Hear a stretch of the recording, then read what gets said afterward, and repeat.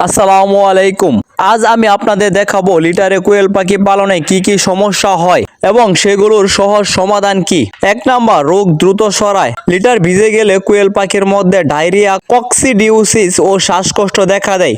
সমাধান: লিটার সব সময় শুকনো রাখতে হবে। 7 থেকে 10 দিন পর পর লিটার উল্টে দিতে হবে। মাসে অন্তত একবার লিটার পরিবর্তন করতে হবে। পানিতে নিয়মিত ভিটামিন এবং প্রোবায়োটিক দিতে হবে। 2 নম্বর সমস্যা, পা ও শরীরে ইনফেকশন। মলমূত্রে পা ভিজে থাকার কারণে পায়ে ঘা হয়। সমাধান: ধানের তুষ, কাঠের গুঁড়া ব্যবহার করা ভালো। লিটারের পুরুত্ব 2 থেকে 3 ইঞ্চি রাখতে হবে। অসুস্থ পাখি আলাদা করে রাখতে হবে। 3 নাম্বার, খাবার অপচয়। লিটারে খাবার পড়লে পাখি নষ্ট করে ফেলে। সমাধান: ঝুলন্ত ফিডার ব্যবহার করুন। ফিডার মাটি থেকে 2 থেকে 3 ইঞ্চি উপরে রাখুন। অল্প অল্প করে খাবার দিন। 4 নাম্বার, ডিম ভেঙে যায় বা নোংরা হয়। লিটারে ডিম দিলে অনেক ডিম নষ্ট হয়ে যায়। সমাধান: ডিম পাড়া জায়গায় আলাদা শুকনো লিটার দিন।